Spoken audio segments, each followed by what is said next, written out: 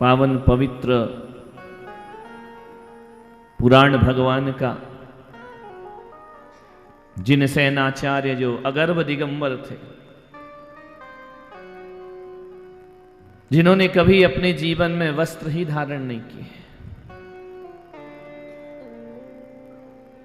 5-7 साल की उम्र तक पहले बच्चे नग्न घूमा करते थे। गुरु आते हैं, जिनसेन की योग्यता को देखते हैं और अपने साथ लेकर के चले जाते हैं। माता से कहा, ये पुत्र मुझे दे दे। मां ने कहा कि धन मांगो, दौलत मांगो, रुपया मांगो, पैसा मांगो, जो मांगो मांगो, लेकिन पुत्र मांगो। पुत्र कैसे दे सकती है मां? धर्मनिष्ठ थी, श्रद्धालु थी, संत मांगे और ना दूं, ऐसा कैसे हो सकता है? अपने पुत्र को अपने गुरु के हाथ में दे दिया। गुरु ले गए, अध्ययन किया, पढ़ाया लिखाया, जिनसेन को योग्य बनाया। 8 वर्ष अंतर मुहूर्त के हो गए। जिनसेन पिता ने कहा, गुरु ने कहा कि जाओ, तुम्हारी मां से हम मांग कर लाए थे ना, जाओ वापस जाओ घर। पुत्र कहते हैं, कौन मां, कैसी मां? मैंने तो आपके मुख से एक ही मां सुनी है कि मेरी यदि कोई मां है तो जिनवाणी मां है और दूसरी कोई मां नहीं। एक मां वह है जो जन्म देकर हमें संसार में लाती है, और एक ये जिनवाणी मां है जो हमें संसार से निकालकर मोक्ष पहुंचाया करती है। तुम्हारे पिता इंतजार कर रहे हैं। कौन पिता? अरिहंत पिताजी मेरे, जिनवाणी माता मेरी। वापिस नहीं जाऊंगा। अध्ययन कर लिया आगम का, शास्त्रों का, पुराणों का, ग्रंथों का, अब घर वापिस नहीं जाऊंगा। तुम्हारे जैसे थोड़ी कि रोज कथा सुनो, रोज घर जाओ। वो बाहर जाके लापसी देखो और चना देखो कहां रखा। उन्होंने कहा, नहीं, अब वापिस नहीं। अब अमृत पान कर लिया है, आगम निगम हमारे अंतस में आ गए हैं, अब हमें कहीं नहीं जाना। और 8 साल अंतर मुहूर्त का बालक दिगंबर दीक्षा को धारण कर लिया करता। जैन शासन में एकमात्र ऐसे आचार्य जिन्होंने कभी वस्त्र धारण नहीं किए,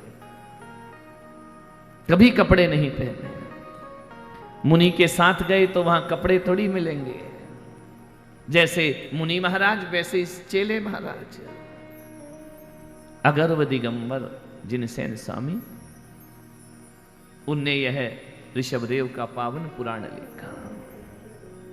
ये जो भी शब्द, जो भी वाणी मैं दे रहा हूं, मेरे अपने नहीं हैं। ये भाव जो है, ये जिनसेन महाराज के भाव, उनके द्वारा लिखित है आदिनाथ पुराण, महापुराण, ऋषभ कथा बनके तुम्हारे समक्ष आया है। सिद्धांत उनके हैं, भाषा मेरी अपनी हो सकती है। उदाहरण उनके हैं, शैली मेरी अपनी हो सकती है। लय छंद उनके हैं, आवाज मेरी अपनी हो सकती है। ऐसे अगर्भ दिगंबर आचार्य जिनसेन स्वामी। आदि पुराण को पढ़ोगे, इतना श्रृंगार रस का वर्णन किया है। जब इस ग्रंथ को राजा ने पढ़ा तो राजा ने कहा, ऐसे कैसे हो सकता है? तुम कहते हो कि जिनसेन ब्रह्मचारी है, लेकिन इतने कामुक चीजें कैसे लिख सकता है? इतना श्रृंगार रस इस तरह से लिखा है कि जिसे मैं सामान्य सभा में बोल नहीं सकता।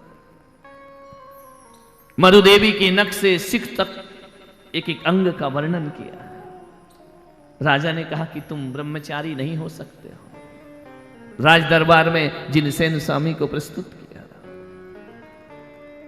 कि जो तुमने लिखा है उसे पढ़ के सुना सकते हो। जिनसेन ने कहा, क्या है, लिख सकता हूं तो पढ़ भी सकता हूं, लेकिन हमने तो सुना है कि तुम ब्रह्मचारी हो, तुम इतना वर्णन कैसे कर सकते हो? हमें विश्वास नहीं होता है। राजा ने कहा कि जो तुमने श्रृंगार रस का वर्णन किया है ना, क्या दरबार में सुना सकते हो? सुना सकता हूं, आओ दरबार में। जैसे ही दरबार में आए, श्रृंगार रस का वर्णन करो जिनसेन, महाकवि जिनसेन। जिनसेन ने कहा कि राजन, तुम जिस पर संदेह कर रहे हो ना, मैं उस दिगंबर परंपरा में जीने वाला, महावीर की परंपरा में जीने वाला संत हूं। मुझे पता है कि तुमने मुझे राजसभा में क्यों बुलाया है, लेकिन आज ये जिनसेन आपसे कहता है कि मैं नग्न दिगंबर हूं और श्रृंगार रस का वर्णन खड़े होकर तुम्हारी सभा में करूंगा, बैठकर नहीं करूंगा, वासनाओं को दबाऊंगा नहीं, खड़े होकर श्रृंगार रस का वर्णन करूंगा। जैसे ही श्रृंगार रस का जिनसेन स्वामी ने राजसभा में वर्णन किया, मालूम है कामुक हो गए लोग सुनकर के, वासना झूमने लगी उनके सामने आकर के, डूब गए स्त्रियों के अंगोपांग में। जिनसेन निर्विकार खड़ा है, वह दिगंबर संत हुआ करता।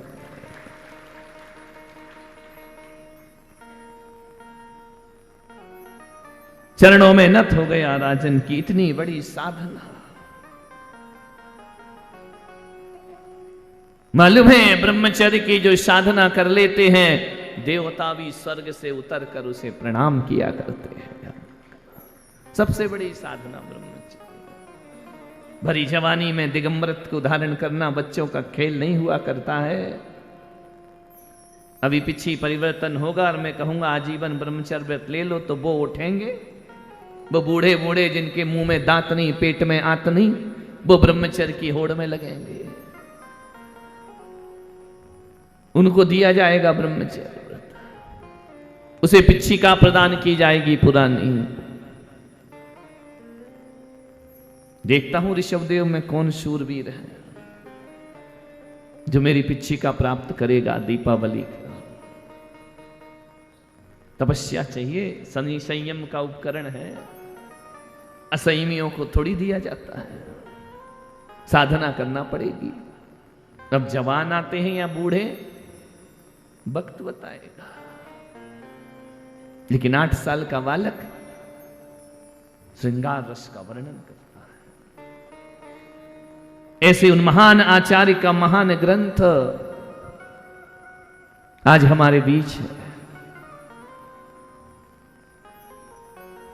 जन्म हुआ भगवान का, तीर्थंकर भगवान का, सूर्योदय के समान प्रकट हो गए भगवान, अनंत अनंत प्रकाश लेकर के प्रकट हो गए। जो सूर्य अपने प्रकाश को समेट करके रखा था, मरुदेवी के गर्भ से उदित होकर वह विराट प्रकाश सारे जगत को देने लगा। राजा नाभिराय लोकप्रिय हो गए। लोकप्रियता किसे अच्छी नहीं लगती है बताओ? निंदनीय होना चाहते हो या प्रशंसनीय होना चाहते हो? क्या चाहते हो? चाहते हो ना कि लोग मेरी प्रशंसा करें, लोग मेरी जय जयकार करें, लोग मेरा गुणगान करें, मेरी विरदावलियां गाई जाएं, कि निंदा पसंद करते हो? बोलो भाई, अपमान की जिंदगी जीना है या सम्मान की जिंदगी जीना है? ये मत सोचना ऋषभदेव वासियों की मृत्यु के आने पर ही लोग मरते हैं। मैंने तो ऐसा अनुभव किया है कि जिनकी जीते जी यश ख्याति मर जाती है ना, वो आदमी जीवित रहकर भी मृत के समान हो जाया करता है। उसका जीना जीना नहीं, वह एक चलती फिरती लाश होता है। जिस आदमी का अपमान हो जाए, जिस आदमी की ख्याति लोकप्रियता खत्म हो जाए, जिसे सारे जगत ने लोकप्रिय बनाया हो और उसकी लोकप्रियता नष्ट हो जाए ना, उसका दिन, उसके समय ऐसे बीतते हैं कि जैसे मृत्यु दंड प्राप्त हो गया। लोकप्रियता कभी मत खोना, लोकप्रिय बनो। आपका भी नाम आए संत की जुबान पर, आपका भी नाम आना चाहिए लोगों की जुबान पर, लोगों के ओठों पर। अभी लड़ते मरते हो ना, अखबार में मेरा नाम आया कि नहीं, कौन जानता है तुमको, कौन जानता है? मेरा नाम नहीं छपा। पागल, अपना नाम पढ़ के तू ही खुश होगा, पढ़ने वाले तो जानते भी नहीं कि ये कौन है। एक जगह बड़े बड़े होर्डिंग्स लगाए जा रहे थे।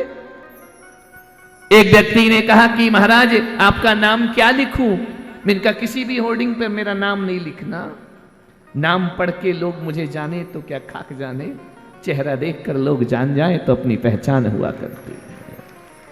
नाम पढ़ करके तो कोई मूर्ख भी समझ में जाता है किस नाम के लिए जा रहे हैं। एक जगह मैंने क्या देखा कि मंदिर में किसी ने एक पंखा दान किया, हर पंखुड़ी पे नाम, जिंदा तो छोड़ो मुर्दे का भी नाम, मर गए पुरखे, उनके स्मृति में धरती की 400 रुपए का पंखा, खानदान भर के नाम। मैंने कहा इसमें 2-4 पंखुड़ी और जोड़ दे ताकि जो अभी पैदा नहीं हुए उनके भी नाम लिख दे। विचार करना है, जैसे वो पंखा लटका है ना वैसा उल्टा लटका रहेगा जिंदगी भर, ध्यान रखना। और जैसे जैसे पंखा घूमेगा तू भी संसार में घूमता फिरेगा, ध्यान रख। कौन जानता है तुम्हारे नाम को, कौन जानता है? कूप मंडूक अपने कुएं में सम्राट बन गया मेंढक, समुद्र तो देखा ही नहीं उसने। लोकप्रियता किसे कहते हैं? अपने घर में बने रहो, दूसरा पड़ोसी तुमको इज्जत नहीं देता है, पड़ोसी तो छोड़ो। हकीकत तो ये बात है कि हमारी औलाद भी हमारा सम्मान नहीं करती है। दुनिया की नजरों में सम्मान लूटा और अपने बच्चों की नजरों में बेइज्जत होते रहे, ये लोकप्रियता है। ध्यान रखना, लोकप्रियता अर्जित करना है तो लोकप्रिय काम भी करना पड़ते हैं।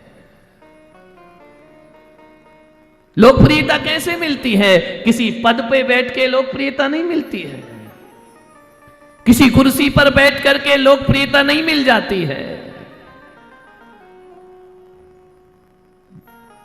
मान्य चालबाजियों से लोकप्रियता नहीं मिलती है, गलत कामों से लोकप्रियता नहीं मिलती है। लोकप्रियता मिलती है चरित्र से, व्यवहार से। एक बात बताओ ऋषभदेव वासियों, तुम्हारे घर कोई व्यक्ति आता है,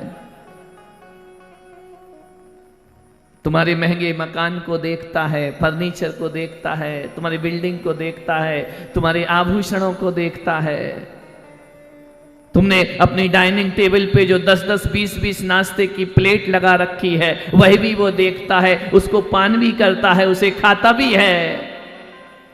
लेकिन एक बात बताओ, यदि तुमने उससे प्यार से नहीं बोला, सम्मान से नहीं बोला, उसका बहुमान नहीं किया,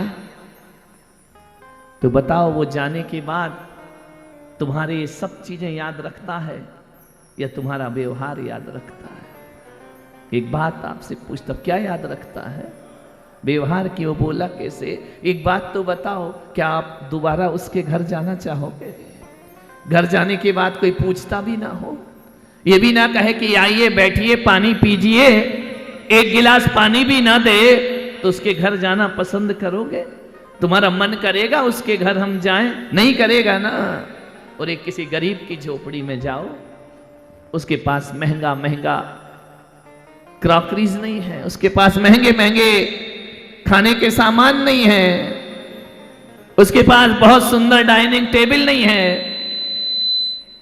लेकिन जब बोलता है ना तो मुंह से अमृत झरा करता है, आओ भगत करता है, जय जयकार करता है, स्वागत करता है, भाव विभल हो जाता है। उसकी गरीबी की झोपड़ी से निकलने के बाद आप उसकी झोपड़ी याद रखेंगे या उसका बोलना याद रखेंगे?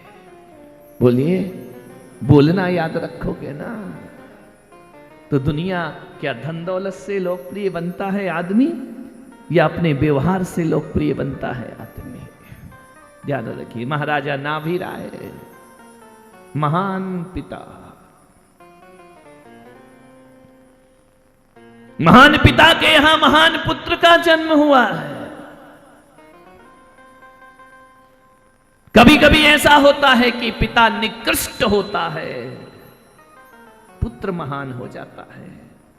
कभी कभी ऐसा भी होता है कि महान पिता के निकृष्ट औलाद पैदा हो जाती है।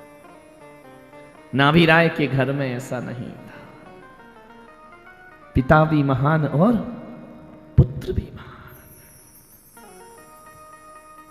ऋषभदेव केवल अपने महान पिता के महान पुत्र ही नहीं थे, बल्कि महान पुत्रों के महान पिता भी थे। नाभिराय अपने आप में महान है, ऋषभदेव अपने आप में महान है, और जो भरत जी महाराज हैं वो अपने आप में महान है। बाहुबली अपने आप में महान है। कैसा परिवार, हर महान पद उनके ही घर में, उनके ही परिवार में। तुम्हारे यहां कितने लोग महान हैं? सास अच्छी होती है तो बहू नक्शड़ी होती है, ध्यान रखना। पिता का व्यवहार अच्छा होता है तो औलाद अपने बाप का नाम डबो दिया करती है, ध्यान रखना। कितने लोग महान हैं तुम्हारे घर में? और यदि महान है तो उनको लोकप्रियता क्यों नहीं मिल रही है? ओछी लोकप्रियता से कुछ नहीं होता मेरे भाई, हल्की लोकप्रियता से कुछ नहीं होता है।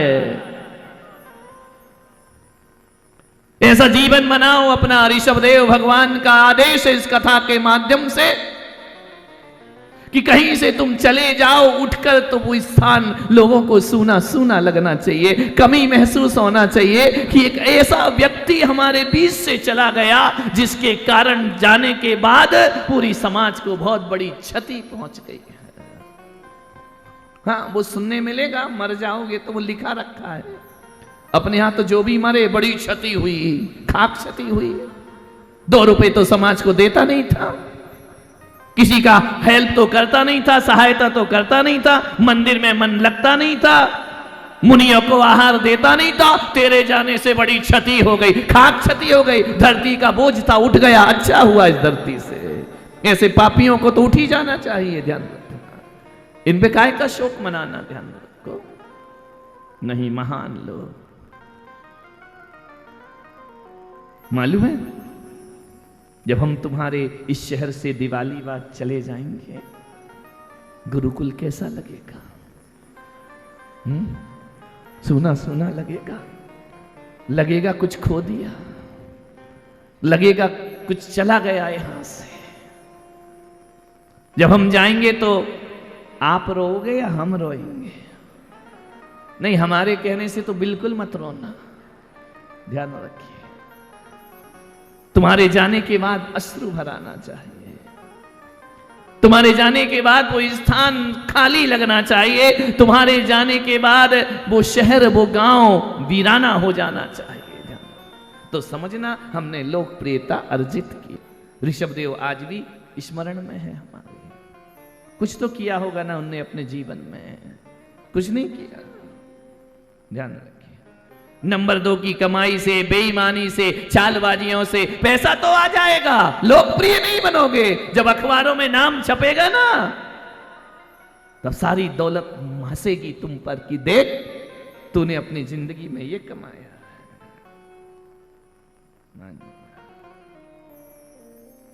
दुष्चरित्र की दुर्गंध फैलती है, वो सच्चरित्र की सुगंध फैला करती है।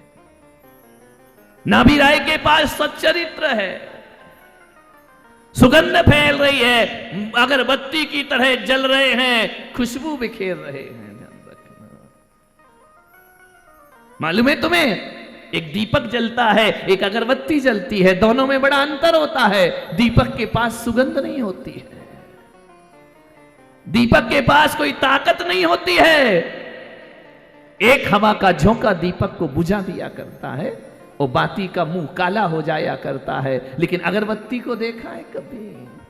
वो दीपक की जैसी रोशनी तो नहीं देती है, प्रकाश तो नहीं देती है, लेकिन कितना भी आंधी तूफान आ जाए वो अगरबत्ती को बुझा नहीं सकता है। ध्यान रखना, जितनी हवा चलेगी अगरबत्ती और जलेगी। ध्यान रखना, और जितनी जलेगी उतनी सुगंध बिखेरते चली जाएगी। क्या बनना है? दीपक की लौ बनना है या अगरबत्ती की छोटी सी चिंगारी बनना है?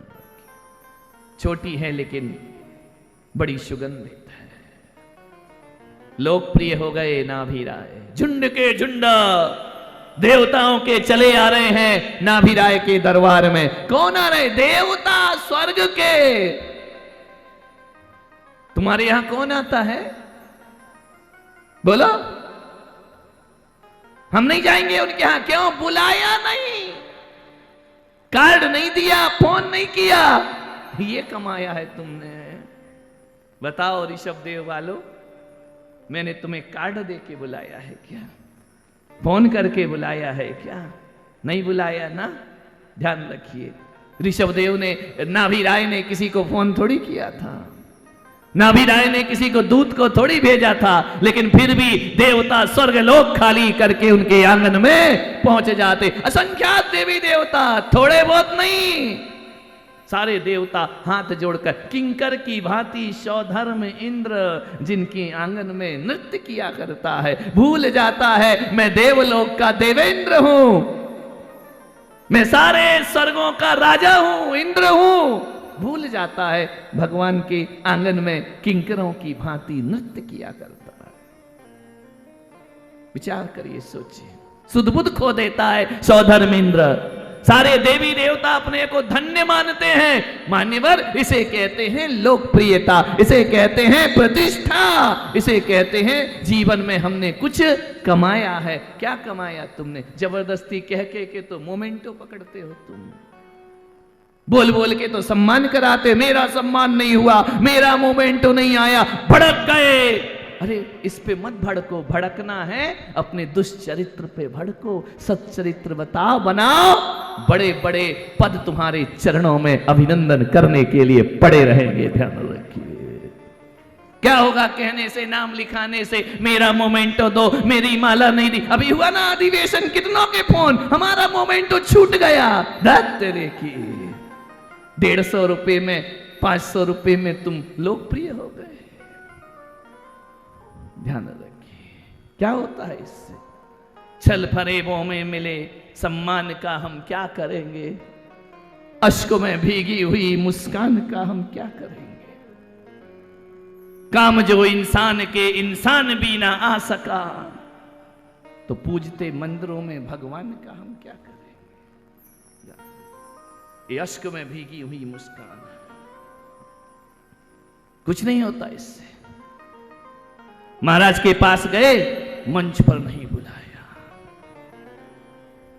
अरे ऐसा जीवन बनाओ कि जब तीर्थंकर तो 4 बार दिव्य ध्वनि खिरती है, लेकिन चक्रवर्ती ऐसा पुण्य लेकर आता है कि असमय में ही भगवान बोल पड़ा करते हैं। ये चक्रवर्ती का पुण्य हुआ करता है। इतने पुण्यात्मा चक्रवर्ती होते हैं कि बिना समय के भी भगवान उनसे बोलने लगते हैं। ध्यान रखिए, महाराज के पास गए, महाराज बोले नहीं। अरे तुमने किया क्या है जो हम तुमसे बोले?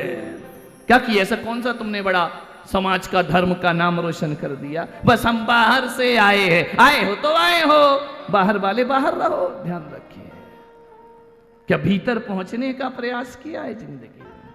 इतनी दूर से तो गए, देखा नहीं, बोला नहीं। मैं क्या बोलूं? मैं परेशान हूं लोगों से। बाहर से लोग आए, महाराज बोले, क्या बोले? तुम्हारा रत्नात्रय पूछे, क्या बोले हम तुमसे? बताइए, क्या बात करें हम तुमसे? ये पूछे कि तुम्हारी बीवी कैसी है, पलट के उत्तर मिल गया कि मेरी बीवी में आपको क्या इंटरेस्ट है, तो फिर हम क्या कर लेंगे? ध्यान रखिए, तुम्हारे बच्चे कैसे हैं, तुम्हारी बेईमानी का धन कैसे ये पूछूं मैं तुमसे? ध्यान रखिए, आते हैं ना लोग हमसे पूछते हैं, महाराज आपका रत्नात्रय कैसा है? धत तेरे की, पेशेंट डॉक्टर से पूछ रहा है कि तुम्हारी तबीयत कैसी है। ये कहां से आ गया? मैंने तो किसी पुराण में पंडित जी नहीं पढ़ा, कि राजा श्रेणिक ने जाके मुनियों से पूछा हो कि आपका रत्नात्रय कैसा है। अरे खुद का ध्यान रख, हमारा क्या पूछता है। महाराज आहार कैसे हुआ? पट्टा 4 महीने में 1 दिन तो आहार देने नहीं आया। वो पूछता है कि आपका आहार कैसे हुआ। करेगा क्या तू? बकवास करने आया है क्या? महाराज आपका स्वास्थ्य कैसा है? मैं पूछता हूं तू डॉक्टर है क्या? खुद का तो बीमार होता है, कंपाउंडरी तक तो आती नहीं है, महाराज का स्वास्थ्य पूछता है। विचार करिए क्यों पूछ रहा है। वो पूछ नहीं रहा, ना उसे मेरे रत्नात्रय से कुछ लेना देना है, ना मुझे मेरे आहार से कुछ लेना देना है, ना मेरे स्वास्थ्य से कुछ लेना देना है। वो तो ये दिखाना चाहता है कि मैं आ गया आपके पास, ध्यान रखना, अपनी उपस्थिति का एहसास कराना। नहीं मेरे भाई, अपने जीवन में ऐसे काम करो कि तुम रहो या ना रहो, संत की जुबान पर तुम्हारा नाम आना चाहिए। नाभिराय एक श्रावक, संत उन्हें आदर से पुकारते हैं महाराजा नाभिराय। एक श्राविका मरुदेवी, वो बीतरागी संत कहता है कि हे माता, तेरे जैसा पुण्यशाली जगत में कोई दूसरा नहीं हो सकता।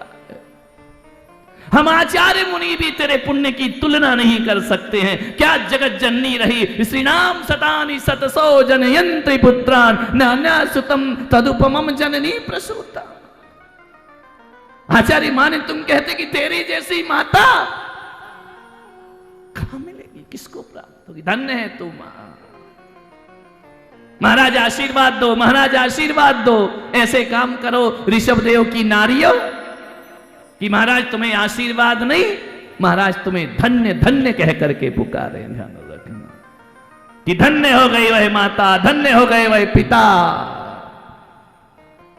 ऋतिधारी मुनि भी जिन्हें धन्य धन्य कह करके बुलाएं, वह होती है जीवन की लोकप्रियता। ध्यान रखिए, ये झुंड के झुंड जो नाभिराय के दरबार में आ रहे हैं, देवता चले आ रहे हैं, काय के लिए आ रहे हैं?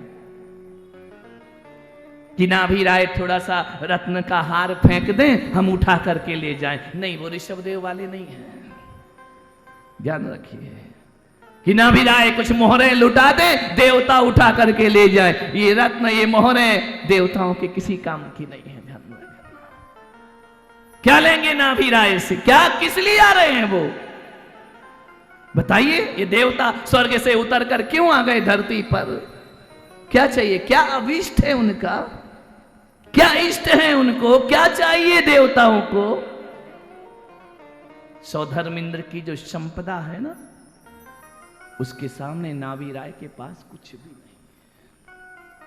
इतनी रिद्धियां, इतनी सिद्धियां, इतना वैभव सौधर्मिंद्र के पास, नाभिराय तो गरीब है उनके सामने। फिर क्यों एक इतना संपन्न व्यक्ति, देवत्व को प्राप्त व्यक्ति साधारण से नाभिराय को शीश झुकाता है? क्या चाहिए उनको? तुमको तो यही चाहिए ना, मंदिर में जाके मेरी दुकान चला दो, बच्चे की शादी नहीं हो रही, सेट करा दो, हे भगवान मेरा ऐसा करा दो, मेरे बच्चे को नौकरी नहीं लग रही है। धत तेरे की सौधर्मिंद्र से फकीरों जैसे जाओगे तो फकीर बनकर लौटोगे, और इंद्र जैसे जाओगे इंद्र बनकर के लौटोगे। मंदिर में कैसे जाते हो? भिखारी बनकर, कटोरा लेके जाते हो, वापिस लौट कर आ जाते हो। इसलिए अपने यहां जैन दर्शन में भगवान की पूजा मनुष्य बनकर नहीं, इंद्र बनकर की जाती है, सौधर्म इंद्र बनकर के की जाती है। कि यहां गरीबी मत दिखाना भगवान को, अमीर दिल लेकर जाओगे तो अमीर ही बनकर लौटोगे। वो सम्राट ही क्या, वो सम्राट ही क्या जो भीतर से फकीर ना हो, और वो फकीर ही क्या जो भीतर से सम्राट ना हो। हम फकीर हैं लेकिन भीतर से सम्राट। लोकप्रियता नाभिराय अर्जित कर रहे हैं। क्यों आए ये देवी देवता? बताओ तो, किस लिए आए? नाभिराय के द्वार पे धन संपत्ति, रुपया पैसा, ऐश्वर्य, नाम, प्रतिष्ठा, पद, इनके लिए आए क्या? सौधर्मेंद्र को कौन नहीं जानता विश्व में? ये मत सोचो कि सौधर्म केवल जैनों के हैं। अजैन के शास्त्रों में भी देवेंद्र का वर्णन हुआ, शक्रेंद्र का वर्णन होता है। फिर क्यों आए वो सब कुछ नजरअंदाज करते नाभि राय के द्वार पर? कुछ पाने के लिए नहीं, हृदय का उल्लास व्यक्त करने के लिए, भीतर की भक्ति व्यक्त करने के लिए, प्रसन्नता व्यक्त करने के लिए, आनंद व्यक्त करने के लिए। क्योंकि जो सुख यहां है वो सुख स्वर्गों में प्राप्त नहीं होता है, ध्यान रखिए। जब तक भगवान स्वर्ग में रहे तब तक इंद्र ने उन्हें प्रणाम नहीं किया, तब तक कोई सौधर्मेंद्र ने उनसे कोई संपर्क नहीं रखा। सर्वार्थ सिद्धि में भगवान रहे, सौधर्मेंद्र पहले स्वर्ग का इंद्र, उसने कोई संबंध नहीं रखा उस जीव से। लेकिन जैसे ही भगवत्ता की राह प्रारंभ होती है, 6 महीने आयु के शेष बचते हैं, सौधर्मेंद्र अपने संबंध बनाना प्रारंभ कर दिया करता है कि हे जगत के नाथ, अब तुम सर्वार्थ सिद्धि के नाथ नहीं, 3 लोक के नाथ बनने के लिए इस संसार में अवतरण ले रहे हो। हम अपनी भक्ति को व्यक्त करते हैं। एक बात बताऊं ऋषभदेव वालों, किसी के प्रति गुस्सा आता है तो तुम उसे तुरंत व्यक्त करते हो या नहीं? मन खराब होता है तो तुम्हारा चेहरा उस खराब मन की अभिव्यक्ति देता है या नहीं देता है? किसी से मन आपका खराब हो गया तो आपके बोलने के अंदाज बदलते हैं या नहीं बदलते हैं? सुंदर जी, बदल जाते हैं ना। बैठे बैठे मन खराब हो जाए, जय जिनेंद्र करने की स्टाइल सेठ जी चेंज हो जाती है कि नहीं? हो जाती है ना। और किसी से मन अच्छा हो तो भीतर क्या होता है? उससे मिलने को मन करता है। अक्सर हम एक काम करते हैं कि गालियां तुरंत व्यक्त करते हैं, दुर्व्यवहार तुरंत व्यक्त करते हैं, अपनी खीज तुरंत व्यक्त करते हैं, अपना क्रोध तुरंत व्यक्त करते हैं। लेकिन किसी से प्रेम हो ना, उसे व्यक्त करने में कंजूसी करते हैं। क्यों करते हो कंजूसी? किसी की अच्छाइयों को अभिव्यक्त करो, किसी के प्रति अच्छे भाव हो तो उन्हें व्यक्त करने का प्रयास करो। नहीं करते। किसी के प्रति प्रेम हो, हर कोई भावों की सूक्ष्म भाषा को नहीं समझता है, प्रदर्शित करना पड़ता है। अभी इस चातुर्मास में कोई गड़बड़ कर दे तो सब बोलेंगे ये खराब है, ये खराब है। जो अच्छा है उसकी जय जयकार नहीं करते हो। उसने वक्त दिया, उसने समय दिया, उसने सब कुछ दिया, प्रेम की अभिव्यक्ति नहीं करते हो। मैं पुलक सागर कहता हूं इस ऋषभ कथा के माध्यम से, यदि बुराई क्रोध की अभिव्यक्ति करते हो, इसको थोड़ी देर को रोक दिया जाए और प्रेम की अभिव्यक्ति की जाए तो धरती स्वर्ग बदलने में ज्यादा देर नहीं लगे। प्रेम अभिव्यक्त करो, उसे छुपाओ मत। तुम तो इतने नादान हो कि पत्नी से भी प्रेम छुपाते हो, करते हो, लेकिन बोलते एक बार बोल के देखना, एक बार कह के देखना। पत्नी भी जानती है कि बहुत चाहते हैं लेकिन मुंह से कंजूस है। पैसा तो खर्च करता है, पैसे से कंजूस कम लोग होते हैं, बोलने से कंजूस ज्यादा लोग होते हैं, बोलता नहीं है। एक बात बताओ, किसी को प्रेम अभिव्यक्त करोगे तो उसे आनंद मिलेगा या दुख मिलेगा? बोलिए, आनंद मिलेगा ना, सुख मिलेगा ना। इसलिए तो 1008 नामों से सौधर्मेंद्र भगवान का प्रेम अभिव्यक्त करता है। हे जिनेंद्र, तुम 3 लोक के नाथ हो। हे जिनेंद्र, हे आदिश्वर, हे अर्धनारीश्वर। 1008 नाम से सौधर्मेंद्र ने भगवान की स्तुति की। स्तुति का अर्थ क्या है? किसी की अच्छाई को व्यक्त करना। इंद्र व्यक्त ना करता तो भी भगवान 1008 नामों से क्या अनंत नामों से जाने जाते, लेकिन भक्ति कैसे प्रदर्शित होगी? क्रोध व्यक्त मत करो, प्रेम व्यक्त करो। कमियों पर अपना चेहरा मत बिगाड़ो, अच्छाइयों पर मुस्कुरा करके देखना सीखिए। विचार करना। ये देवता लोग अपना प्रेम व्यक्त करने आ रहे हैं, देवियां प्रेम व्यक्त करने आ रही हैं, और कुछ नहीं चाहिए उन्हें। भगवान के प्रति जो प्रेम जागृत हुआ है, उसकी अभिव्यक्ति का नाम जन्म कल्याणक हुआ है। जाते हो ना मंदिर, कोई कहता है हम कुछ पढ़ते नहीं, बोलते नहीं, चुपचाप दर्शन करके आ जाते हैं। भगवान ने जुबान नहीं दी क्या तुमको? दी है ना। सोचना है आपको, विचार करना है, चिंतन करना है। यदि किसी के प्रति प्रेम जगा है, अभिव्यक्त करो उसको, दर्शाओ, दिखाओ, बोलो। जब भी कोई माता बच्चे को लेकर मेरे पास आती है ना, बुराई ही करती है। ये ऐसा नहीं करता, ये वैसा नहीं करता, ये ऐसा नहीं करता। कल एक माता और एक बच्चा दोनों थे मेरे पास। मैंने इस बच्चे से पूछा, ये तेरी माता है? बोले हाँ। बच्चा इशारा कर रहा, चुप रहना, महाराज से कुछ बोलना मत। उसे मालूम था कि मेरी मां कभी मेरी प्रशंसा नहीं कर सकती, मेरी मां मेरी बुराई ही करेगी। इससे क्या होगा? मान्यवर, 1000 गुण हैं और एक अवगुण है, तो आदमी अवगुणों का बखान करता है, गुणों का प्रदर्शन नहीं करता है। आज तक मेरे पास कोई ऐसी माता नहीं आई कि जिसने कहा हो कि महाराज मैं धन्य हो गई, मेरे घर में ऐसे पुत्र का जन्म हुआ। इतना बोल दो तो बच्चे को कैसा लगेगा? अच्छा लगेगा या बुरा लगेगा? लेकिन तुम क्या बोलते हो? पढ़ता नहीं, शैतानी बहुत करता है, झगड़े बहुत करता है, कहना नहीं मानता है। बोलो, एक बात आजमा लेना मेरी, कभी गुरुओं के पास जाओ तो अपने बच्चों के पतियों की बुराई मत करना, प्रशंसा करना, कहना कि हे पर गुरुदेव मैं धन्य हुई, मुझे ऐसे पति मिले। ऐसा करोगी ना तो कल से पति कहेगा चल एक बार फिर महाराज के पास चलते हैं। और बुराइयां करोगे ना तो दरवाजे पे छोड़ेगा, वहीं से गायब हो जाएगा। प्रेम अभिव्यक्ति करो।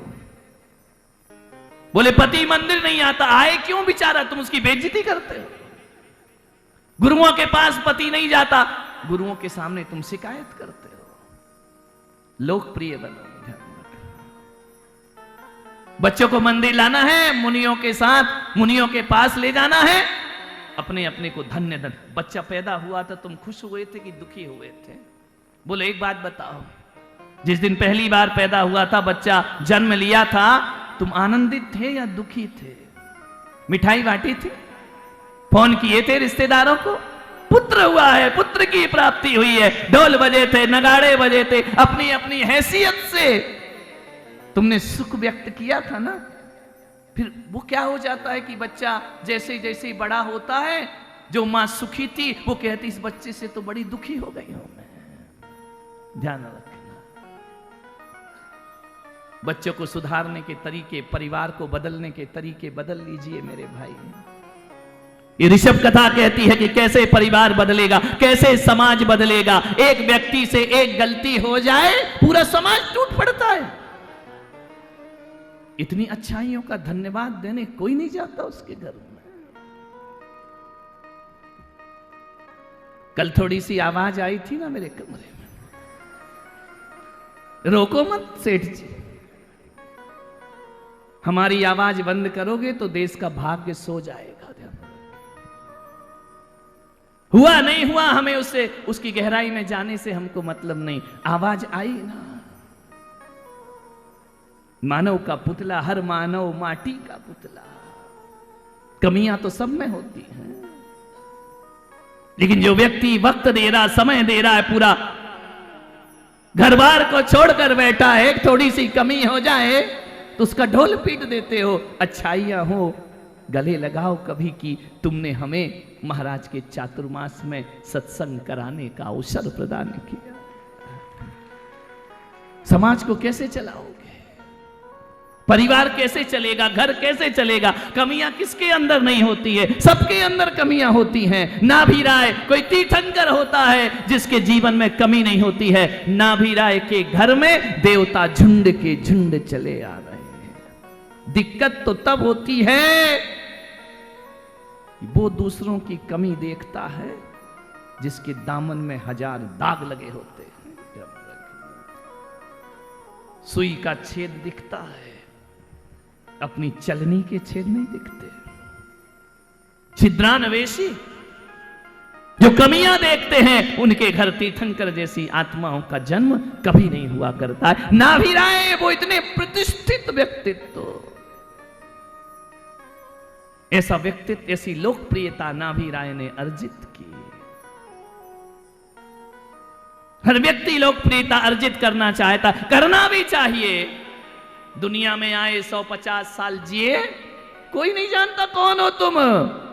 कुछ काम करके जाना, दुनिया में आने वाले जाते हैं रोज लाखों बेकार खाने वाले। कुछ तो अर्जित करो अपने जीवन में। मनुष्य गति पाई है ना, खाने के लिए, भोगने के लिए, बच्चे पैदा करने के लिए, घोंसला बनाने के लिए। ये काम तो पशु गति में भी हो रहा था।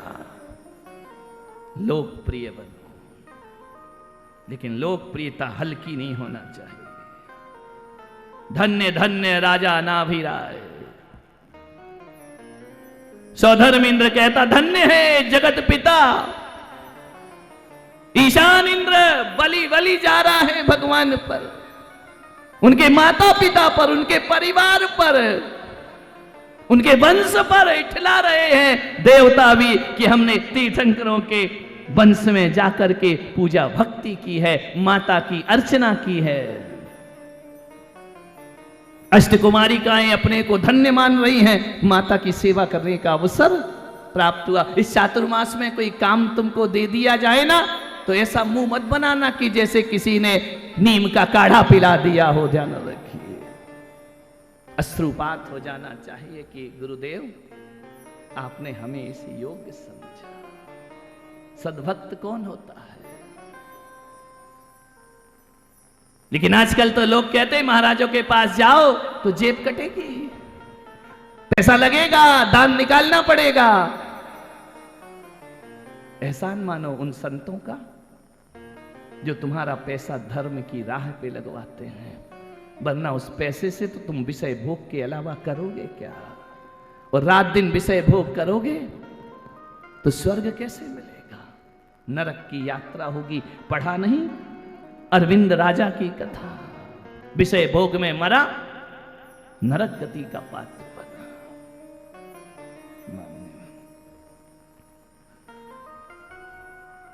ममता में जगत जननी निद्रा में लीन है, जागृत सुप्ता, सो रही है लेकिन जाग रही है। थकती थोड़ी है माता, अपने पुत्र को देख रही है। मेरा वृषभ, मेरा ऋषभ, गोरी गोरी मरुदेवी माता जब तप्त स्वर्ण के समान उस बालक ऋषभ देव के शरीर को अपना आलिंगन देती है, ऐसा लगता है जैसे कोई हिमवान पर्वत को अपनी बाहों में समेट रहा हो। ध्यान रखना, गौरी माता की गोरी गोरी कलाइयों में, उनकी भुजाओं में सोने का बालक, जैसे उदयाचल पर जैसे प्रातः काल का सूर्य दिखा करता है, ऐसी महिमा आचार्य जिनसेन स्वामी करते। मालूम है कि जब उस बालक का रूप देखा सौधर्म इंद्र ने कितने नेत्र बनाए? बोलो, कल देखा ना, कितने नयन बनाए? 1008 नयन। ये किसका प्यार है? कि बालक के मुख देखने को 2 नयनों से इंद्र तृप्त नहीं होता है, 1008 नयन बनाता है तब भी तृप्ति नहीं होती है। एक तरफ ये प्यार है, एक तरफ नाभि राय का प्यार है।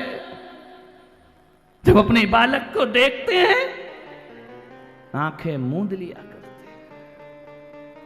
एक प्रेम 1008 नयन खोल रहा है और एक पितृ प्रेम है जो नयन मूंद रहा है। आंख मूंद करके अश्रुपात हो रहे हैं झरझर महाराजा नाभि राय के। सोच नहीं पा रहे नाभि राय कि हे जगत के नाथ तेरी कैसी लीला है। हे जगत के पिता, 3 लोक के नाथ, तू हम जैसों को पिता होने का दर्जा देता। क्या है हम तेरे पुण्य के आगे? हम जैसे साधारण पुरुषों को पिता का सम्मान दिया करता है। हम जैसी साधारण स्त्री को जगत जननी का मान दिया करता है। अश्रुपात हो रहे हैं। महाराजा नाभि राय रत्न लुटा रहे हैं, देख रहे हैं पुत्र को। घुंघराली अलकावलियां, उन्नत ललाट, शंख के समान ग्रीवा, सीपी जैसी आंखें, धनुष जैसी भौं जिसकी, मोतियों जैसे दांत, उन्नत वक्षस्थल बालक का, 1008 शुभ लक्षण। क्या क्या निहारे माता, क्या क्या देखे पिता। पूरे उस छोटे से बालक को वस्त्र अलंकार से अलंकृत कर दिया सची इंद्राणी ने। एक एक अलंकार हीरे मोतियों से जड़े हुए। ऐसा लग रहा है कि चांद अकेला नहीं आया। जब उसके आभूषणों को देखो तो ऐसा लगता है चांद, पूरी चांदनी साथ लेकर आया है। धन्य हो गया। मरुदेवी ने अपने बाहुओं में लेना चाहा। अष्टकुमारियों ने कहा माता विश्राम करो। अरे मैं थकी नहीं हूं, किस लिए विश्राम करूं? देवियां पकड़ के लिटा रही हैं। नहीं, मैं थकी कहां हूं, मैं तो फूल सा हल्का अपने को महसूस कर रही। धन है जगत जननी माता मरुदेवी। पैजनियां बज रही है बालक के पांव में। हीरों की करधनी पहना है वह बालक। इंद्राणी ने कर्ण छेदन किया है सुमेरु पर्वत पर, कर्णवेद क्रिया की है। कानों में कुंडल पहनाए हैं, सुंदर सुंदर आभूषण पहनाए हैं, किरीट धारण किया है। नवजात शिशु माता देख रही है, मेरे पुत्र को मेरी बाहों में दो। हे 3 लोक के नाथ, सारी दुनिया तेरी गोद में है और तू मेरी गोद में। सारी दुनिया के पालनहार, जिसकी निगाहों में सारी दुनिया झूला झूला करती है, वो ऋषभ मेरे आंगन में मेरे हाथ से पालना झूलता है। ऐसा सौभाग्य कभी तुमको मिल सकता है क्या? जिनेंद्र भक्ति चित्त में रखो। जिनेंद्र भगवान की भक्ति रात दिन करो। कुगुरु कुदेवों से बचो। हमारा भगवान तो वो भगवान है जो भक्त को भगवान ही नहीं, अपने भक्तों को अपना पिता भी बनाने को तैयार हो जाया करता है। बोलो ऋषभ देव भगवान की। पिता बना लिया, माता बना लिया, किसको? अपने भक्तों को। धन्य हुई माता मरुदेवी।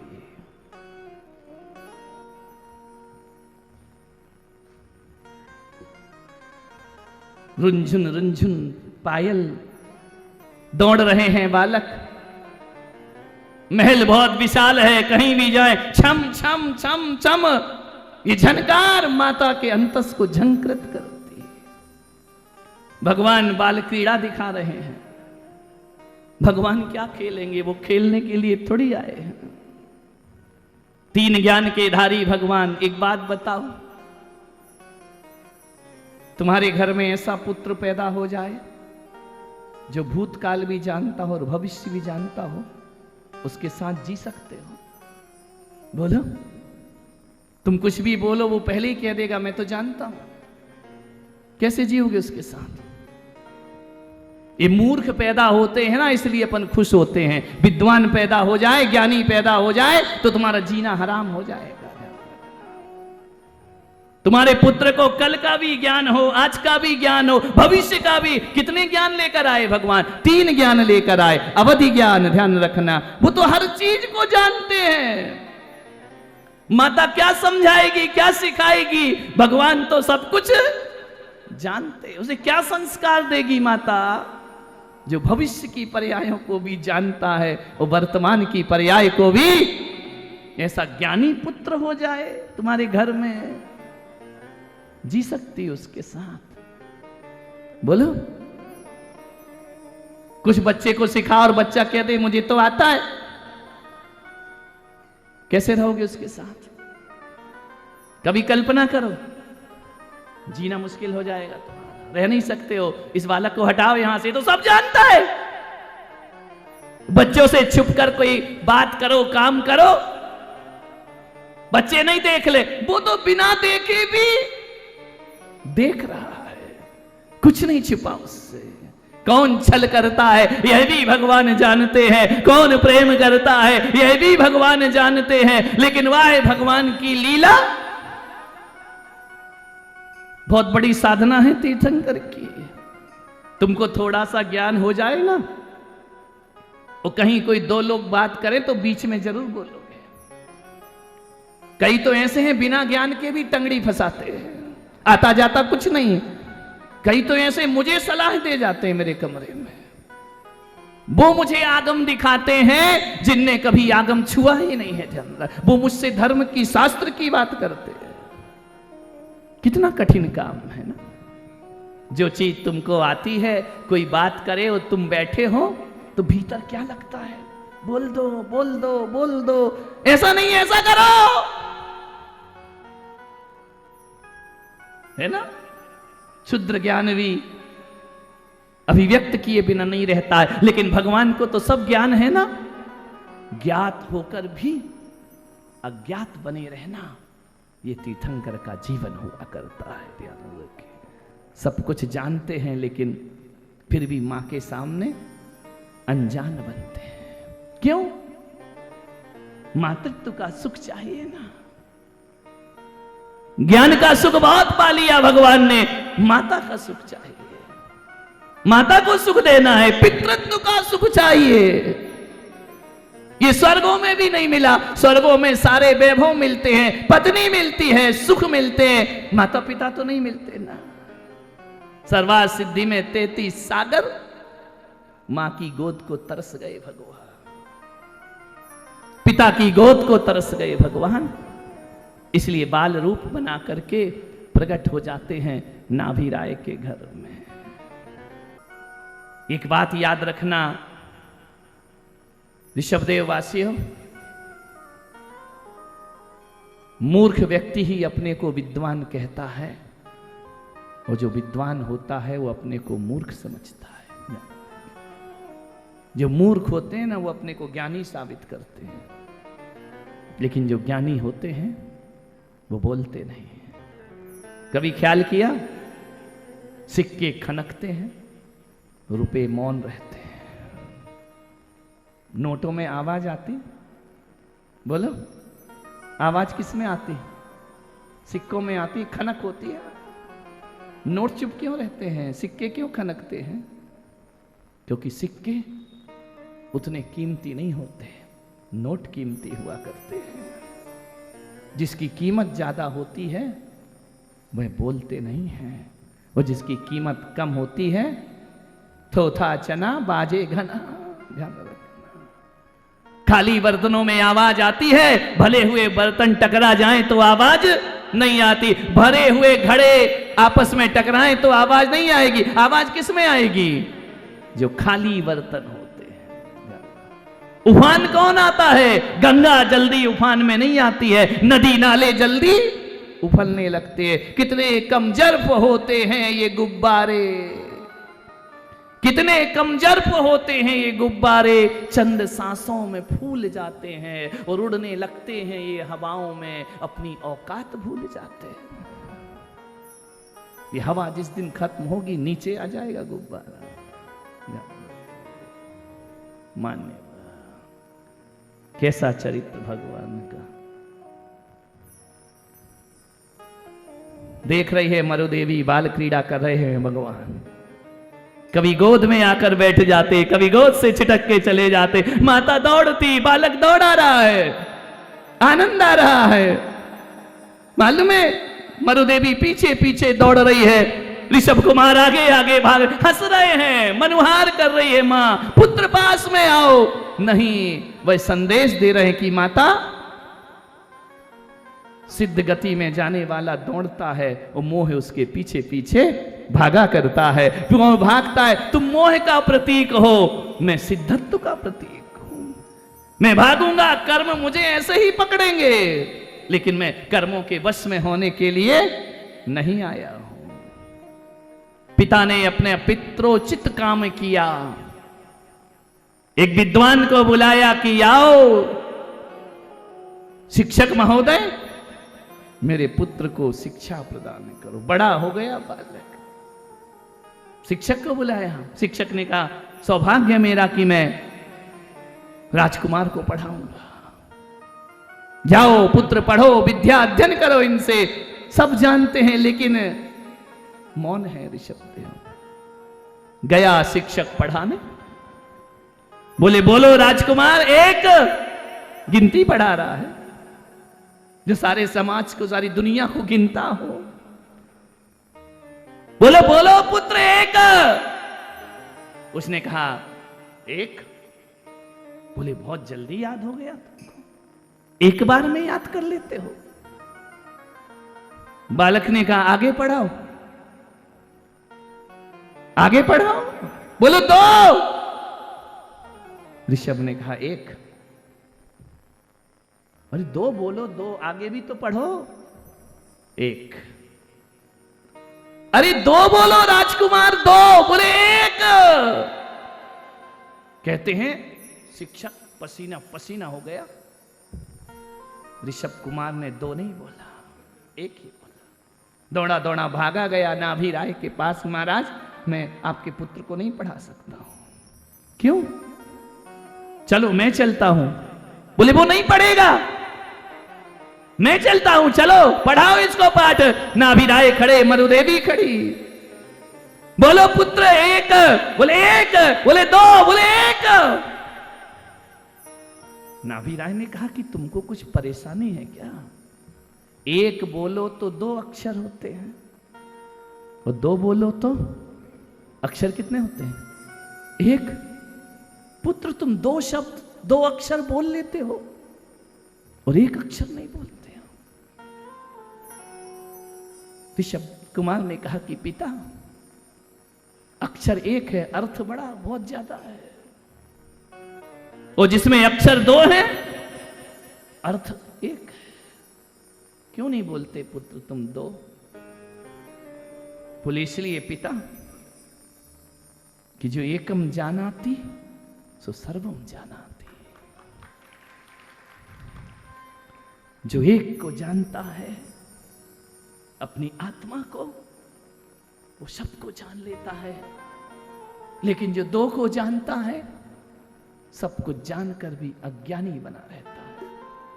मेरा जन्म दो को जानने के लिए नहीं हुआ, मैं एक को जानने के लिए संसार में आया हूं। जो एक को जाने वो सबको जाने। कहते हैं कि शिक्षक ने साष्टांग दंडवत करके उस बालक को प्रणाम कर लिया। बोले महाराजा नाभि राय, ये साधारण पुत्र नहीं है। जो बात हम बड़े बड़े वेद पुराण पढ़ के समझाते हैं, ये बच्चा शिक्षा के पहले चरण में कह रहा कि जो एकम जानाति सो सर्वम जानाति। ये तो सबको जान गया, पिता मैं इसे नहीं पढ़ा सकता हूं। ये जगत का गुरु है, जगत गुरु है।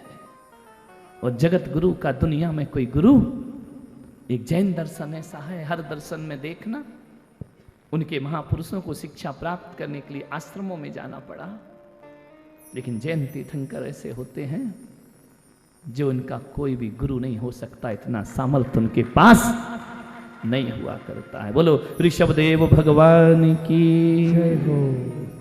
जय बोल दिया करो जरा ढंग से, ताकि तुम्हारी कोख से भी कोई महापुरुष का जन्म हो। तीतर जैसे बच्चे तो सब पैदा करते हैं, तीर्थंकर जैसे बच्चे पैदा करो, जीवन सार्थक हो जाएगा। कैसा महान उनका जीवन। मां का स्तनपान नहीं करते, इंद्र सेवा में छोड़ गया देवी देवताओं को कि इनकी सेवा करना, इनका रोज नमन करना, रोज अभिषेक करना, रोज वस्त्राभूषण पहनाना, हम जाते हैं, भगवान का ध्यान रखना। भगवान मुस्कुराते हैं, जो सबका ध्यान रखते हैं उसका ध्यान ये रखे। आप सोचते हो कि सुमेरु पर्वत पर अभिषेक हुआ, 1008 कलशों से भगवान का प्रतिदिन अभिषेक होता है। सुमेरु पर्वत पर तो महोत्सव मनाया जाता है, लेकिन घर में देवियां स्नान कराती है, उपटन लगाती है, वस्त्र पहनाती हैं, रोज अभिषेक होता है भगवान का। इसीलिए तो अपने मंदिरों में भी भगवान का अभिषेक रोज हुआ करता है। एक दिन जन्म कल्याणक थोड़ी होता है, जब तक दीक्षा नहीं ले लेंगे तब तक वो जन्म कल्याणक ही कहलाएगा। रोज जन्म कल्याणक होगा भगवान का। ऋषभदेव भगवान का जन्म कल्याणक जानते हो कितने दिनों का था? 83 लाख पूर्व का उनका जन्म कल्याणक था। ध्यान रखिए, देवी देवता जिनकी सेवा करते हैं, मां के गाल में हाथ रखते हैं, मां का मनोहार करते हैं। भोजन का तो मां पूछ ही नहीं सकती, दुग्धपान के लिए कभी रोते नहीं हैं, झूलने में पालने में डले हैं। और इंद्र उनके हाथों में पयोधर छोड़ जाता है, अमृत चूस चूस के भगवान बड़े हो जाया करते। ऐसी महिमा तीर्थंकर भगवान की, स्तनपान नहीं करते। भगवान को सर्दी नहीं होती, जुकाम नहीं होता तुम्हारे बच्चों की तरह कि घूंटी घोट घोट करके पिलाओ, उनको दवाई खिलाओ। कभी जिंदगी में दवाई नहीं खाते हैं। ये तीर्थंकर की महिमा हुआ करती है। ध्यान रखिए, अमृतपान, अंगूठा चूस चूस कर। केवल भगवान घर में कुछ भी नहीं करते हैं, केवल घर के लोगों की भावनाओं का ध्यान रखते। तो तुम घर में करते बहुत कुछ हो, लेकिन भावनाओं का ध्यान बिल्कुल नहीं रखते हो। भावनाओं का ध्यान रखिए, भावनाओं से भगवान बना जाता है। एक ज्योतिषी आया, नाभि राय ने कहा इसका भविष्य बताओ क्या होगा। पिता है ना, मानवीय कमजोरियां हैं, मेरे पुत्र का क्या होगा। ज्योतिषी देखो। ज्योतिषी ने देखा, जोर जोर से हंसने लगा। थोड़े ही देर बाद ज्योतिषी जोर जोर से रोने लगा। पूछा कि तू हंसता क्यों, रोता क्यों? बोले हंसी इसलिए आ रही है मुझे, किसका भविष्य दिखवा रहे हो? जो सारी दुनिया का भविष्य लिखेगा, उसके भविष्य को क्या देखना। महाराज ये पुत्र साधारण नहीं है, इसके भविष्य दिखा करके अपने आप को कमजोर मत करो। ये तो सारे जगत का भाग्य विधाता है, पूरे तीनों लोक का भाग्य विधाता है। बोलो ऋषभदेव भगवान की। सारे जगत के भाग्य विधाता भगवान, उनकी लेखनी कौन पढ़ेगा। तू रोया क्यों ज्योतिषी? इसलिए रोया कि जिस दिन तुम्हारे पुत्र को भगवत्ता की उपलब्धि होगी, जिस दिन कैवल्य की उपलब्धि होगी ना, उस दिन मैं इस धरती पर नहीं रहूंगा। यह मेरी पीड़ा है, यह मेरा दर्द है, यह मेरा दुर्भाग्य है कि इसे मैं बालक बनता तो देख लिया, लेकिन इसे मैं भगवान बनता हुआ अपनी आंखों से नहीं देख पाऊंगा, इसलिए मेरी आंखों में अश्रु की धारा है।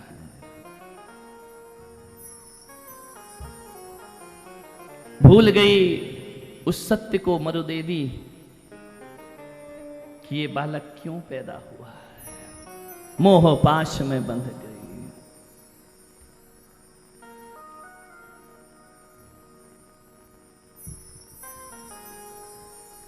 और कोई देव हाथी का रूप धरता, कोई घोड़े का रूप धरता, बालक को रिझाते।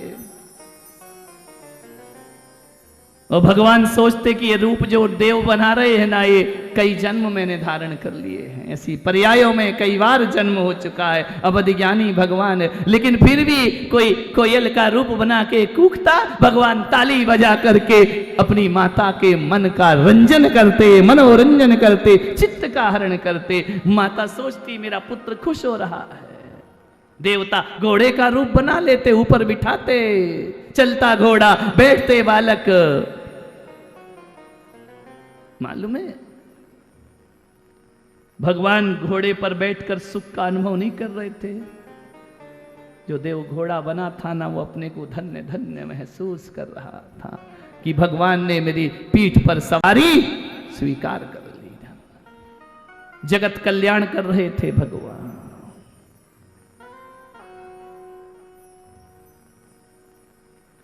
कर जन्माभिषेक कल्याणा, कर जन्माभिषेक कल्याणा, इंद्र सहित गणधर देवादिक, इंद्र सहित गणधर देवादिक, ओ सुर संगीत नृत्य विधि नाना। सब बोलिए संगीत नृत्य विधि नाना। ध्यान रखना, जो भगवान की इस कथा को अपने मुख से पाठ करता है, पठन करता है, मुझे नहीं मालूम कि वो कितना अमीर होगा, कितना पैसे वाला हो जाएगा, लेकिन मैं पुलक सागर इतना कहता हूं कि जो भगवान के इस पावन चरित्र को अपने मुख से उच्चारण करेगा, वो कितना दौलत वाला होगा, कितना पैसे वाला होगा, ये मुझे नहीं मालूम, लेकिन जो भी पाठ कर लेगा उसके घर में कभी दरिद्रता का वास नहीं होगा, गरीबी उसके पास आने वाली नहीं है, इसकी मैं गारंटी ले सकता हूं। ध्यान रखिए। ओ सुला दिया मरुदेवी पासा, सुला दिया ताली के साथ, आनंद के साथ, भक्ति के साथ, आलस में मत बैठो।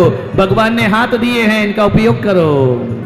ओ सुला दिया मरुदेवी पासा, सुला दिया मरुदेवी पासा, माता पिता हुआ आभासा, माता पिता हुआ आभासा, राजा लख बाल स्वरूपा, नाभिराजा लख बाल स्वरूपा, गद गद मगन भऊ अति भूपा, गद गद मगन भयऊ अति भूपा। ओ लखती शिशु मरुदेवी ऐसे, लखती शिशु मरुदेवी ऐसे, उदित सूर्य प्राची से जैसे, उदित सूर्य प्राची में जैसे, हो इंद्रादिक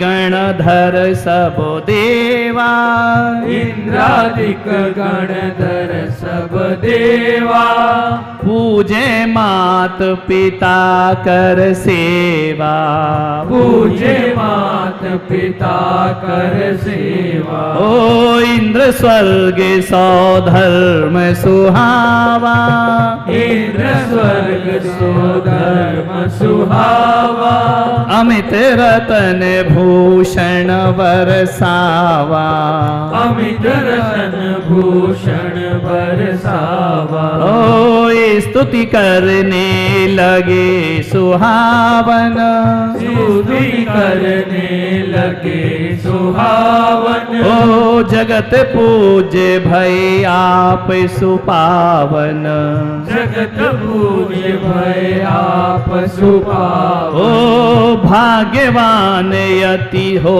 तुम दो, भाग्यवान अति हो तुम दो। तीन लोक तुम सम नहीं को, तीन लोक तुम सम नहीं को। इंद्र कहता है कि माता पिता आप भाग्यवान है, आप जैसे भाग्यवान है इस जगत में कोई दूसरा हो नहीं सकता है, क्योंकि तीन लोक का नाथ तुम्हारा पुत्र बनकर बैठा हुआ है। ओ स्तुति इंद्रादिक विधि नाना, स्तुति इंद्रादिक विधि नाना। सौंपे मात पिता भगवाना, सौंपे मात पिता भगवाना। उत्सव तब उत्सव होने लगा नगर अयोध्या मान, नृत्य गान होने लगे फहरे ध्वजा निशान। बोलो ऋषभ देव भगवान की जय हो। स्तुति करता है इंद्र, किसकी? माता पिता। धन्य हो गए आप। ऐसे पल तुम्हारे जीवन में आएंगे कि कोई स्वर्ग का देवता तुम्हारी स्तुति करे। स्वर्ग का देवता तो छोड़ो, कोई संत तुम्हें सम्मान से बुलाए, वह भी छोड़ो, तुम्हारा पुत्र तुम्हें सम्मान दे, प्रतिष्ठा दे।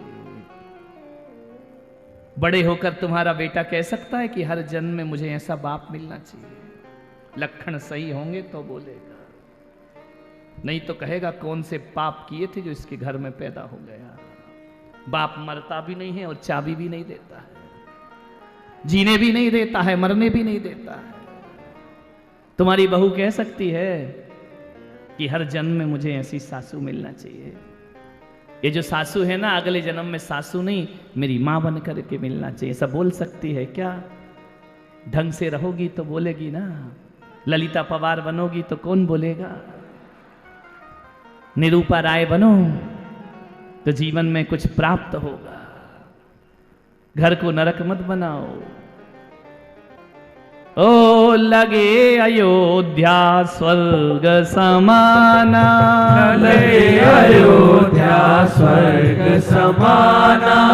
नगर निवासी देव परिणामा, नगर निवासी देव प्रमाण। ओ नगर नारी ज्यों लगे अप्सरा, नगर नारी जो लगे अप्सरा। प्रेम पुलक सागर सम गहरा, प्रेम पुलक सागर सम गहरा। कैसी लग रही हैं अयोध्या की नर नारियां? कैसी दिख रही हैं?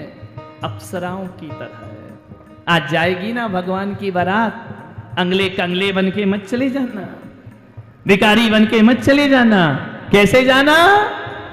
ओ नगर नारी जो लगे अप्सरा, नगर नारी जो लगे अप्सरा। सज धज करके देवांगना बन करके जाना। ध्यान रखना, पति की प्रियांगना बन के मत जाना, देवों की देवांगना बन करके उस बारात में शामिल होना। और तुम लोग भी सुन लो रे, फटीचरों की तरह मत घूमना, क्योंकि ऋषभ देव में टीचर बहुत हैं। टीचर हो वहां तक ठीक है, लेकिन फटीचर क्यों बनते हो? भगवान की बारात जाएगी ना, सेठ जी सेठ जैसे लगना चाहिए, गलहार होना चाहिए, पगड़ी होना चाहिए, वस्त्र होना चाहिए। किसकी बारात जा रही है? तीन लोक के नाथ की बारात जा रही है। हाथ उठा के विश्वास दिलाओ, सज धज करके जाएंगे बारात में। उदयपुर वालों तुम मत दिलाओ, तुम तो रहोगे भी नहीं बेईमान। मैं बाहर वालों को, यहां वालों को बोल रहा हूं कैसे जाना है। दिखा दीजिए भगवान का विवाह हो रहा है। ध्यान रखना, ओ ढोल मृदंग शंख सब बाजे, ढोल मृदंग शंख सब साजे, बजते एक संग सगरे ही बाजे, बजत एक संग सगरे ही बाजे। ओ ध्वनि संगीत हुई अति गहरी, ध्वनि संगीत हुई अति गहरी, ओ दसों दिशाएं हो गई बहरी, दसों दिशाएं हो गई बहरी। कैसा संगीत बजा, दसों दिशाएं गूंज गई। ऐसा नहीं कि इतनी बड़ी बारात 500 लोग की बारात, एक बैंड बाजा चल रहा है, वो 2-3 और बुलाओ, गांव के भी बुलाओ, खर्चा करो अध्यक्ष जी मंत्री जी। बारात जाएगी ना, मुझे मालूम है तुम वही करोगे। एक बैंड हजारों लोग, भगवान की बारात जा रही है, कथा सुनते ही सुनते बैंड वाले को बुक कर दो। अलग अलग बैंड, अलग अलग ढोल कैसे बज रहे हैं, ध्वनि संगीत हुई अति गहरी, ध्वनि संगीत हुई अति गहरी, ओ दसों दिशाएं हो गई बहरी, दसों दिशाएं हो गई बहरी। ओ जो उत्सव सुमेरु गिरी पाई, जो उत्सव सुमेरु गिरी पाई, सो सब भऊ अयोध्या माही, सो सब भयउ अयोध्या माही। ओ प्रेम प्रगाढ़ इंद्र और जागा, प्रेम प्रगाढ़ इंद्र और कहा ना जागा। कि इंद्र के झुंड देवता क्यों आए, प्रेम को प्रकट करने के लिए। ये संगीत बाजे क्यों बज रहे हैं, भगवान से प्रेम अभिव्यक्ति करने के लिए। ध्यान रखिए, विचार करिए। ओ प्रेम प्रगाढ़ इंद्र उर जागा, प्रेम प्रगाढ़ इंद्र और जागा। ओ नृत्य नाटिका रचने लागा, नृत्य नाटिका रचने लागा। भगवान ने तुम्हें पैर दिए हैं कि नहीं दिए हैं, दिए हैं ना। तो बारात में ऐसे ही चलोगे कि पैर में लोहे की राड डली है, ऐसे चलोगे क्या? प्रेम पैर फ्रैक्चर हो गया है, पूरी बारात में कैसे चलना है? और नृत्य किया जो ही आरंभा, नृत्य किया जो ही आरंभा। नाभिराय लख सहते अचंबा, नाभिराज लख सहित अचंबा। ओ सब गंधर्व प्रेम रस पागे, सब गंधर्व प्रेम रस पावे। वाद्य अनेकन बाजन लागे, वाद्य अनेकन बाजन लागे। ये देखो गंधर्व को भी प्रेम जग गया है, नाच रहे हैं, वाद्य आजू बाजू दिख रहे हैं ना। सब गंधर्व प्रेम रस पागे, सब गंधर्व प्रेम रस पागे। वाद्य अनेकन बाजन लागे, वाद्य अनेकन बाजन लागे। कितने बाजे बजे मालूम है? 12.5 करोड़। कितने? 12.5 करोड़। पूरे राजस्थान के भी इकट्ठे कर लो तो भी 12.5 करोड़ बाजे। अच्छा हुआ नहीं मिलेंगे, नहीं तो बड़ा खर्चा हो जाता है ना। बहुत अच्छा है नहीं मिल रहे। 12.5 करोड़ वाद्य यंत्र बजते हैं नाभिराय के द्वार पर। ओ धर्म अधर्म नर्तक थे स्वयं, नर्तक तो स्वयं इंद्र प्रधाना। नर्तक थे स्वयं इंद्र प्रधाना। वृषभ देव आराध्य सुजाना, वृषभ देव आराध्य सुजाना। सुंदर जी, उन वाद्य में 12.5 करोड़ बाजों में नर्तक कौन था? इन जैसे नहीं बुलाए थे पैसा दे करके, कौन थे? नर्तक स्वयं इंद्र प्रधाना, नर्तक स्वयं इंद्र प्रधान, स्वयं सौधर्म इंद्र, मुख्य नर्तक नाच रहा है इंद्र। गलियों में, बीथियों में, कभी सुमेरु पर पहुंचता, कभी माता के आंगन में आ जाता, हजारों रूप बनाता। शर्म तो नहीं करोगे ना रात को नाचने में? बोलो, जो भगवान की लीलाओं में नाचता है ना, उसे भव भव में नाचना नहीं पड़ता है। ध्यान रखो। बोलो ऋषभदेव भगवान की जय हो। भव भव में कैसे नाचेगा वो? नाच लेना। सेठानी कहाँ गई? आज नहीं आई क्या? साहब रोग वोग सब ठीक हो जाएंगे भगवान की बारात में। रोग भी ठीक हो जाएंगे और ये लोग भी ठीक हो जाएंगे। ध्यान रखना, मानिए। तदनंतर भगवान के 10 अवतार वृतंत नृत्य नाट्य रचने लगे इंद्र कला निष्णा। बोलो नाभि के लाल की जय हो। बोलो केसरिया लाल की, बोलो ऋषभदेव भगवान की। जय हो। ये बीच बीच में जयकारे इसलिए लगाते हैं कि कई कर्म के मारे सो नहीं रहे हो यहाँ पर। कई अभागों को नींद आ रही होगी बैठे बैठे। कई देख रहे हो कि बस लेकर तो आए हैं, अब जाना भी है, कथा कब पूर्ण होगी। ध्यान रखना। और कई ऐसे हैं जो कहते हैं कि घर में जाने का मन नहीं करता है, लीन हो जाते हैं भगवान की इस पावन कथा। मान्यवर, कितना भी कहो समय हो गया। भगवान की पावन कथा से एक व्यक्ति आए, बोले महाराज 2-2 घंटे बोलते हो, 1 घंटे शाम को बोलते हो, गला नहीं सूखता है। जब मैं कमरे में बैठकर तुमसे बात करता हूं तो गला सूखता है, जब व्यासपीठ पर बैठकर भगवान की कथा करता हूं तो अमृत झरता है। जय हो, जय हो। अमृत की बरसात होती है। बैठ जाना भाई, क्यों उछल कूद कर रहा है? अभी कथा पूरी थोड़ी हो गई है, फिर लापसी चला। कथा में मना विचार सोचना। बहुत तुम्हारा फेमस है ये लापसी चला। कल मैं मंदिर में दर्शन करने गया, माता की थाली के सामने रखा। मैंने कहा ये क्या रखा है रे? बोले यही खा रहे हैं लोग। मैंने कहा जो चढ़ाओगे वही खाने मिलेगा, ज्यादा बड़ा चढ़ाओगे तो बड़ा खाने मिलेगा, लापसी चढ़ाओगे तो लापसी खाने मिलेगी। क्या विचार करो।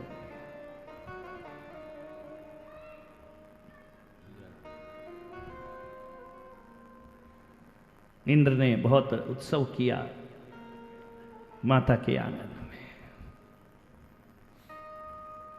इन हजारों की जन्मेदनी में कहीं तो कोई बीज बोया जा रहा है, किसी उर्वरा भूमि में तो कोई बीज अवश्य पहुंच रहा है। व्यर्थ नहीं है ये कथा। ना जाने किसके हृदय में भगवान बजने के बीज पहुंच जाए, बीजारोपण हो जाए, कोई भरोसा नहीं है। कभी हम भी तुम्हारे जैसे ऐसे ही प्रवचन सुनते थे जमीन पर बैठ करके। हमारा भी बचपन था, हम भी प्रतिष्ठा देखने गए थे 22 साल की उम्र में। भगवान आचार्य विद्यासागर जी महाराज का संयमोत्सव वर्ष था। 25 आरी का दीक्षा हुई। देख रहे हैं टकटकी लगाए नीचे बैठकर दीक्षाएं छोटी छोटी बालिकाओं की। उनकी दीक्षा को देखते देखते भीतर लगा कि हम भी ऐसे हो सकते हैं। जब हम जाते थे ना सत्संगों में, मुनियों के पास, गुरुओं के पास, मैंने तो अपने गृहस्थ जीवन में आचार्य विद्यासागर जी के अलावा किसी को देखा ही नहीं था। मैं जानता ही नहीं था कि और भी महाराज होते हैं क्या। ये 13-20 जो है ना, ये मैं तुम्हारे राजस्थान में आके सीखा हूं। मुझे ये भी नहीं आता था क्या होता है। ध्यान रखना। गुरुजन मिलते थे, मन रोम रोम से रोमांचित हो जाता था। गाड़ी से जा रहे हैं, बाइक से जा रहे हैं, मुनि आ रहे हैं, गाड़ी छोड़ करके मुनियों के चरणों में बिछ जाया करते। भावना का बीज बोया जा रहा था। और मेरे गुरुजन का सत्संग यदि मैं नहीं करता तो आज ऋषभदेव में बैठकर ऋषभदेव कथा नहीं कर रहा हूं। सोचा नहीं था हमने कि उस दिन हम घर छोड़ देंगे, हम तो देखने गए थे। जैसे ये आए हैं ना बस लेकर के, ये भिंडर इंडर के कहां के दिख रहे हैं। हम भी गए थे कार्यक्रम देखने परिवार के साथ। ऐसे ही महाराज की नजर पड़ी, परिवार छूट गया और उनके परिवार में हम शामिल हो गए।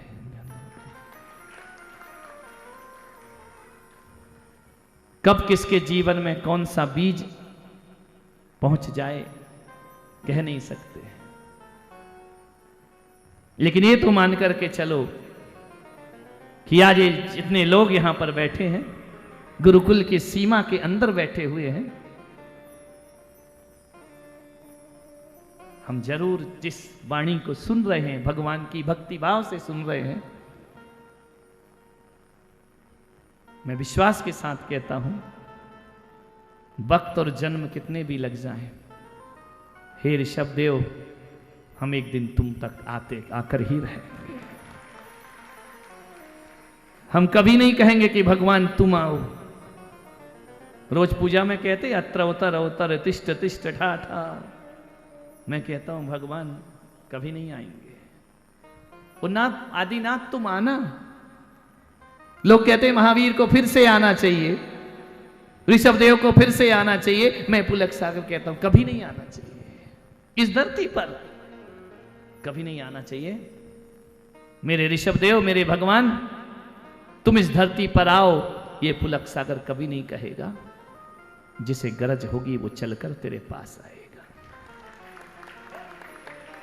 भगवान नीचे नहीं आएंगे। जिसको भगवान की गरज होगी ना वो खुद चल करके तेरे पास आएगा। मुझे गरज थी, मैं आ गया। सफर पूरा नहीं हुआ है, पथिक हूं, राही हूं। क्या हुआ? हर कोई सुपरफास्ट में सफर थोड़ी करता है। पैसेंजर भी है, हम तो पैसेंजर पुजारी हैं, पैसेंजर यात्री हैं। धीरे धीरे धीरे धीरे। हर पैसेंजर कौन होती है? हर छोटे मोटे स्टेशन पर रुक जाती है। सुपरफास्ट कौन होती है? जो 2-4 स्टेशनों पर रुकती है। पुलक सागर तो पैसेंजर है। ऋषभदेव वालों ने रोक लिया, यहीं खड़ी हो गई गाड़ी। दिवाली बाद चलेगी, खेरवाड़ा रुक जाएगी, आगे जाएगी डूंगरपुर रुक जाएगी। नारियल से पहले ही मैंने रियल कर दिया, टेंशन मत लो। तुम क्या नारियल चढ़ाओगे, मैंने पहले ही टिकट बनवा लिया। आ रहा हूं, टेंशन मत लो। जाऊंगा कहां? और भक्त बुलाए तो क्यों नहीं जाऊंगा? हम तो बिना बुलाए भी आ सकते हैं, क्योंकि कोई तुम अपरिचित थोड़ी हो।